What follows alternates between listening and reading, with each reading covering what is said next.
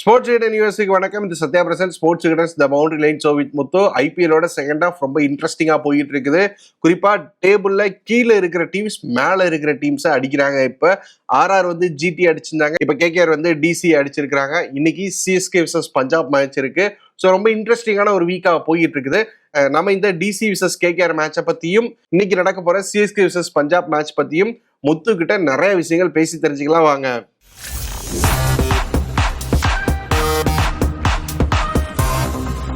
வணக்கம் முத்து ப்ரோ. ஸ்ரீராம் வணக்கம். இது என்ன டேபிள்ல கீழே இருக்கிறவங்களுக்கான வாரம் போலயே ஏறி ஏறி அடிக்கிறாங்க. எல்லாருக்கும் கிடையாது, ஒரு சில பேருக்கு. டேபிள்ல கீழே இருக்கிறவங்க வாரம்னு சொல்லிட்டு மத்தவங்களை புண்படுத்துறீங்க. அது அடுத்து பேசுவோம். நீங்க யார குறிப்பிட்டு பேசுறீங்கன்னு தெரியுது. நீங்க யார குறிப்பிட்டு பேசுறீங்கன்னு எனக்கு தெரியுது. சரி விடுங்க. அப்பப்ப என்ன மட்டும் நோண்டி விடுறது. ஆர்ஆர் அடிச்சாங்க நேத்து. இன்னைக்கு கேகேஆர் வந்து அடிச்சிருக்காங்க. டிசி நல்லா போய்கிட்டு இருந்தாங்க. திடீர்னு என்ன ஒரு ஸ்பீட் பிரேக்கர்னு தெரியல. 4 மேட்ச்ல 3 மேட்ச் தோத்துருக்காங்க. லாஸ்ட் 4 மேட்ச்ல என்ன நடக்குதுன்னு சத்தியமா தெரியல. ஆனா திடீர்னு இந்த வருஷம் ஒவ்வொரு டைமும் இந்த மாதிரி ஒரு வாரம் வரும்.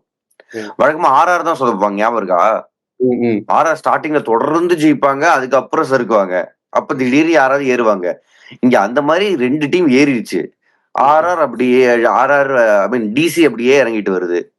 என்ன தப்பா நடக்குதுன்னு நினைக்கிறீங்க? நேற்று மேட்ச் க்ளோஸா கொண்டு வந்தாங்க, முடிஞ்ச அளவுக்கு கொண்டு வந்தாங்க. பட் வின் பண்ண முடியல, அந்த மார்க்கை தாண்ட முடியல. என்னென்ன தப்பா போச்சு டிசிக்கு?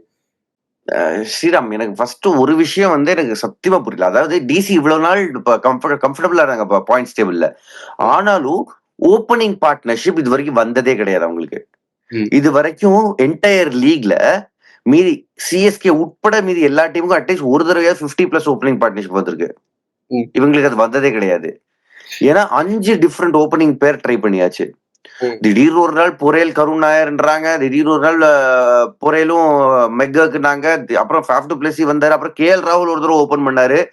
எல்லாமே மாத்தி பார்த்தாச்சு, எதுவுமே வேலைக்கு ஆகல அவங்களுக்கு.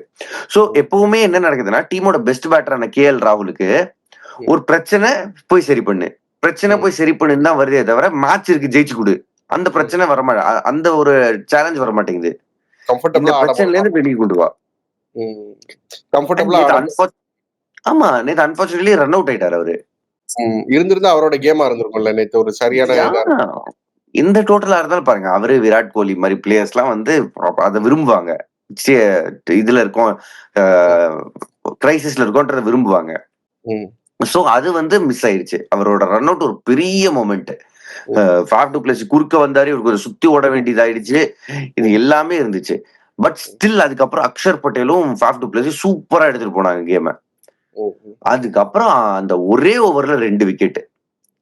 எனக்கு நிஜமாவே தெரியல, இந்த சீசன் ஃபுல்லாவே நீங்க ஒரு ட்ரெண்ட் எடுத்து பாத்தீங்கன்னா, எல்லா போலரையும் 4வது ஓவர், அவங்களோட 4வது ஓவர்ல அடிக்கணும்னு பேட்டர்ஸ் பாக்குறாங்க. அது ஒரு மாதிரி பேசி வச்சிருக்காங்கன்னு நினைக்கிறேன் பேட்டர்ஸ். பட் அது சக்சஸ் கொடுக்குதா? சுனில் நரைன் தன்னோட 4வது ஓவர்ல 2 விக்கெட் எடுத்தாரு. First Faf du Plessis out ஆனாரு, அதே ஓவர்ல ட்ரிஸ்டன் ஸ்டப்ஸ் அவுட் ஆனாரு. அங்கேயே கேம் ஆல்மோஸ்ட் திரும்பிருச்சு. ஃபேஃப் டு பிளஸி அவ்வளவு எக்ஸ்பீரியன்ஸ்ட் ஆளு, கிரிக்கெட் கண்டுபிடிச்ச காலத்துல இருந்து அவர் விளையாடிக்கிட்டு இருக்காரு.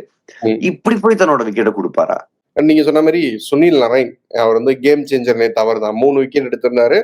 3மே முக்கியமான விக்கெட். பிளஸ் அந்த ரன் அவுட் வேற நரைன் பேர்ல தான் எழுதப்பட்டிருக்கு. ஸோ அவர் தான் மேட்சே வந்து மாத்திருக்கிறாரு, man of the match win பண்ணிருக்காரு. நரைன் பத்தி சொல்லுங்க. சீசன்ல கொஞ்சம் ஆன் அண்ட் ஆஃபா இருந்தாரு, பட் வந்துட்டாரு கேமுக்குள்ள, இந்த மேட்ச் வின் பண்ணி கொடுத்திருக்காரு. பாருங்க, அதாவது இந்த மேட்ச் வந்து பேட்டிங்லயே அவர் கொஞ்சம் கிளிக் ஆனாரு. 16 ball 27 something like that. Sunil Narine KKR டீமே கொஞ்சம் ஒரு மாதிரி தானே இருந்திருக்கு. அதாவது இந்த ஃபுல் சீசன் கேகேஆர் வந்து ஏன் பாயிண்ட்ஸ் டேபிள்ல பரிதாபமான நிலையில இருக்காங்கன்னா, காரணம் பேட்டர்ஸ் மட்டும்தான். போலிங்க குத்த சொல்ல முடியாது. ஒரு பஞ்சாப் மாதிரி ஒரு டீம் 100 ரன்னுக்கு ஆல் அவுட் ஆகுறாங்க, பேட்டிங்ல 90க்கு ஆல் அவுட் ஆகுறாங்க. சோ போலர்ஸ் நல்லா தான் பண்ணிருக்காங்க, நம்ம ரொம்ப குத்த சொல்ல முடியாது. சிஎஸ்கே மாதிரி தான் வச்சுக்கோங்களேன். போலர்ஸ் ஏதாவது சொன்னா பேட்டிங் நீ என்ன பண்ண அப்படின்னு கேட்கலாம். ஏன்னா போலர்ஸ்க்கு ஒரு குஷன் வேணும். நீ நல்லா பண்ணீங்கன்னா நாங்க வந்து நல்லா போட்டு டிஃபெண்ட் பண்ணி கொடுக்க முடியும். சோ போலர்ஸ் பண்ணிருக்காங்க வேலையை, பேட்டிங் நல்லா பண்ணல. சுனில் நரைன் வந்து நல்லா தான் பண்ணிருக்காரு. ஏன்னா வருண் சக்கரவர்த்தி ஒரு சில மேட்ச் அடி வாங்கியிருக்காரு, பட் சுனில் நரைன் கன்சிஸ்டன்டா இருந்திருக்காரு. ஸ்ரீராம், டிசி ஒரு 4 மேட்ச்ல 3 மேட்ச் தோக்குறாங்க அப்படிங்கிறப்போ இங்க இருந்து அவங்களால ஒரு கம்பேக் கொடுக்கணும்ல. கொடுத்தா ஒரு 2-3 மேட்ச் வின் பண்ணாதான் அவங்க வந்து பிளே ஆஃப்ஸ்குள்ள போக முடியும் அப்படிங்கிற நிலைமையில இருக்கிறாங்க. அது நடக்குமா? வின் பண்ணிருவாங்களா? ஏன்னா ஸ்ட்ரகிள் பண்றாங்க ரொம்ப. ஒண்ணு வந்து அவங்க இஷ்யூஸ சால்வ் பண்ணி ஆகணும். அதாவது பண்ண முடியும். அந்த அப்படிப்பட்ட ஒரு பொட்டன்ஷியல் உள்ள டீம் தான். அவ்வளவு பெரிய பெரிய மேட்ச் வின்னர்ஸ வச்சிருக்காங்க. Super team. இன்ஃபாக்ட் நான் வந்து அந்த டீம் நல்லா பண்றதுக்கு பெருசாலாம் இல்ல. ஜஸ்ட் ஒரு சில சேஞ்சஸ் தான் நான் வந்து சொல்லுவேன். ம். பாருங்க எப்பவுமே ஒயிட் பால் கிரிக்கெட்ல காலங்காலமா ஒரு விஷயம் சொல்லுவாங்க. Best batter has to face most number of balls. கேட்டிருக்கீங்கல்ல நீங்க? கண்டிப்பா. சுனில் நானும் கவாஸ்கர் கேட்டேன். சின்ன வயசுல இருந்து நம்ம சுனில் கவாஸ்கர் சொல்லி நம்மளெல்லாம் ஊட்டி வளர்த்திருக்காரு. கே.எல். ராகுல் தானே டீமோட பெஸ்ட் பேட்டர். ம். அவருக்கு அதிக பால்ஸ் கொடுங்க. அவர் ஓபன் பண்ண வைங்க. ம்.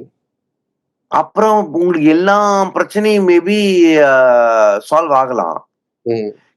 அதாவது நான் வந்து இந்த ஆரஞ்சு கேப் போர்டுலாம் காட்டுவாங்க. ம். அது விராட் கோலி பேர் இருக்கு, சாய் சுதர்ஷன் பேர் இருக்கு, நிக்லஸ் புரன், சூரியகுமார் யாதவ் இந்த மாதிரி பேர் இருக்கு. வருஷம் நம்ம கே.எல். ராகுல் பேரை பார்த்து பழகிருக்கோம். ம். நம்பர் 4ல வந்து அதுல பாருங்க அதுக்காக கே.எல். ராகுல் ஆட வைங்க, ரெக்கார்டுக்காக நான் சொல்லல. But K L. ராகுல் அங்க இருந்த 100s அடிப்பாரு. வருஷம் அட்லீஸ்ட் ஒரு 100ஆவது அடிப்பாரு ஐபிஎல்ல. அண்ட் அவர் அந்த மாதிரி ஒரு பிளேயர். அவர் அங்க இருந்தே கேமை கண்ட்ரோல் பண்ணுவாரு. ம். இவங்களோட தியரி என்னதுன்னா மிடில் ஆர்டர்ல எக்ஸ்பீரியன்ஸ் இல்ல. ம். So K L. ராகுல் அங்க வச்சுக்கலாம் அப்படின்னு நினைக்கிறாங்க. ஓகே, நல்ல தாட்னு சில பேர் நினைக்கலாம். பட் அவங்க கிட்டயே திரும்ப ஒரு கேள்வி கேட்கிறேன். ம்.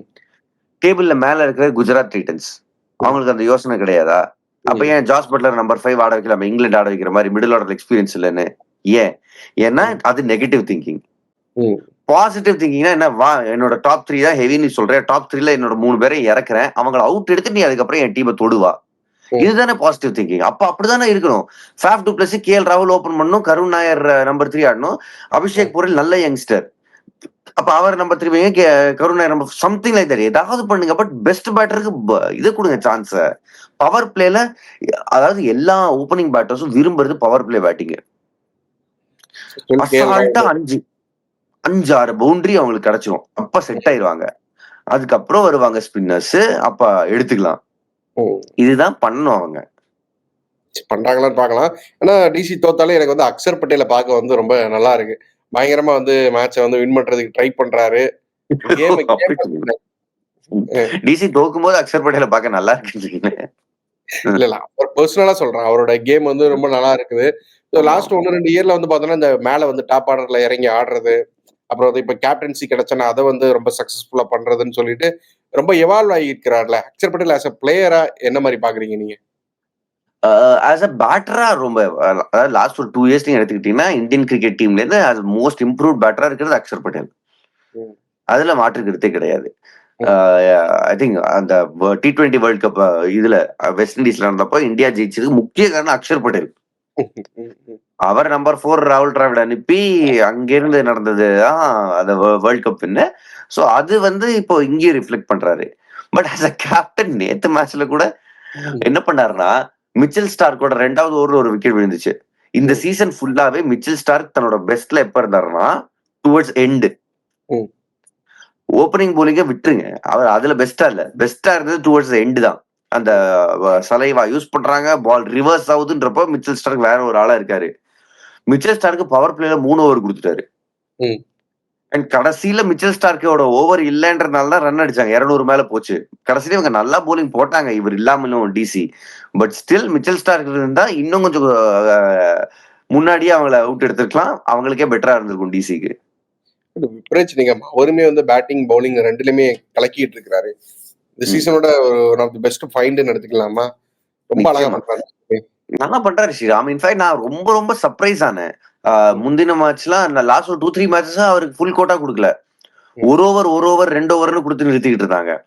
ஒரு ஓவர் அவர் அடி வாங்கினா அதுவும் நான் வந்து இதுல பார்த்தேன் அக்ஷர் பட்டேலோட கேப்டன்சில. விப்ராஜ் நிகம் அடி வாங்கினா மட்டும் திரும்ப போறது இல்ல. வேற யாராவது அடி வாங்கினா அவங்களுக்கு திரும்ப ஓவர் கொடுக்குறாங்க. என்னடா நடக்குது? அக்ஷர் பட்டேல் அவரே லெஃப்ட் ஹேண்டர் இருக்கிறப்ப போலிங் போடுறது இல்ல. நம்ம வழக்கமா ஜடேஜா கிட்ட தான் அதை பார்ப்போம். அண்ட் இதெல்லாம் நேற்று மேட்ச்ல நடந்துச்சு. இந்த சின்ன சின்ன விஷயங்கள் நான் அப்சர்வ் பண்ணேன். But Vipraj Nigam like at least first half of the சீசன்ல நம்ம ஃபைண்ட் ஆஃப் த சீசன் பேசிக்கிட்டு இருந்தோம். அண்ட் அவர் திரும்பி வந்து போலிங்ல நல்லா பண்ணது எனக்கு ஓகே. அண்ட் பேட்டிங்ல மேட்சே முடிஞ்சு போச்சுடான்னு நினைச்சோம். அப்ப திடீர்னு வந்து ஒரு இன்னிங்ஸ் ஆடினாரு. என்னடா இந்த போட்டியில உயிர் இருக்கா அப்படின்னு எட்டி பார்த்துக்கிட்டு இருந்தோம். அதுக்கப்புறம் இல்லன்னு ப்ரூவ் ஆயிடுச்சு. நல்லா இருக்கு இந்த மாதிரி யங்ஸ்டர்ஸ் எல்லாம் நல்லா பண்றது. அப்புறம் இன்னைக்கு சிஎஸ்கே பஞ்சாப் மேட்ச் இருக்கு. 2 நாள் பாத்தீங்கன்னா டாப்ல இருக்கிற டீம்ஸ் தோத்து போயிருக்காங்க. இன்னைக்கு பஞ்சாப் உண்மையிலேயே அப்படி அவ்வளவு டிக்கெட்ஸ் அவைலபிளா இருக்காங்க. நான் இன்டர்நெட்ல பார்த்த மாதிரி. யூசுவலி இருக்கிறத விட சிஎஸ்கே மேட்ச்க்கான டிக்கெட்ஸ் வந்து நிறைய அவைலபிளா தான் இருக்குது. யூசுவலி எங்க டிக்கெட் இருக்கும்? இல்ல யூசுவலி விஐபி கையிலங்க இருக்கும் டிக்கெட். ஆமாங்க. யூசுவலி வந்து டிக்கெட் ஓபன் ஆகுதுன்னு வச்சுக்கோங்க. அடுத்த 1-2 மணி நேரத்துல ஆன்லைன்ல காலி ஆகிரும். பட் இப்ப என்ன அப்படின்னா 1-2 மணி நேரம். ஆமா 1-2 மணி நேரம். நான்லாம் நின்றுருக்கேன், கியூல நின்றுருக்கேன் ஆன்லைன்ல. எனக்குலாம் வந்து ஒரு 3,40,000 நம்பர்லாம் காமிச்சிருக்குது கியூல. அதாவது என் வாழ்நாள் முழுக்க கியூல நின்னாலும் டிக்கெட் கிடைக்காது அப்படிங்கிற மாதிரி நிலைமெல்லாம் இருந்திருக்கு. ஆனா இப்ப அப்படி இல்ல. ஒரு 20,000 25,000 கியூ லைன் தான் இருந்திருக்கு. அது போக டிக்கெட்ஸுமே நிறைய அவைலபிளாவும் இருந்திருக்கு அதுக்கப்புறமே. சோ அதனால நான் கூட பார்த்தேன். 2 நாள் கழிச்சு அது ஓபன் ஆனதுக்கு 1 நாள் கழிச்சு 24 ஹவர்ஸ் கழிச்சு கூட டிக்கெட்ஸ் அவைலபிளா இருந்துச்சு. அதனால ஏதோ மாற்றம் நடக்குது, புரட்சி நடக்குதுன்னு நினைக்கிறேன் நாட்டுக்குள்ள. புரட்சியா என்னதுன்னு சொல்லணும்னு தெரியல. பார்க்க வராங்களா இல்லையா இருக்கு. இப்படிதான் லாஸ்ட் 2-3 மேட்சாவே இப்படிதான் தெரியுது. அப்படி டிக்கெட் சேல்ஸ் கம்மியாகிற மாதிரி, பட் கிரவுண்ட் ஃபுல்லா ஆகிருது. என்ன நடக்குதுன்னு தெரிய மாட்டேங்குது. ஆனா ஒரு விஷயம் ஸ்ரீராம் நான் ஒத்துக்கிறேன். அதாவது கிரவுண்ட்ல வந்து மேட்ச் பாக்குறவங்க உண்மையான சிஎஸ்கே ஃபேன்ஸ் கிடையாது. ஏன்னா கிரவுண்ட்ல வந்து மேட்ச் பாக்குறவங்க பணக்காரங்க, பணக்கார ஃபேன்ஸ் அப்படி வேணா சொல்லிக்கலாம். உண்மையான ஃபேன்ஸ் வீட்டுல உட்காந்து பாத்துக்கிட்டு இருக்காங்க, போன்ல பாக்குறாங்க, டிவில பாக்குறாங்க, அந்த மாதிரி பாத்துக்கிட்டு இருக்காங்க. எப்படியோ டிக்கெட் கிடைக்கவே இல்லை அப்படிங்கிற மாதிரி நிலவரம் இருந்துச்சு. அது கொஞ்சம் மாறி இருக்கு இந்த மேட்சுக்கு. ஆனா டீம் பரிதாப நிலைமையில இருக்கிறாங்க. இப்போ டிக்கெட்டே வேணான்ற நிலைமை வந்துச்சா? ஆமா.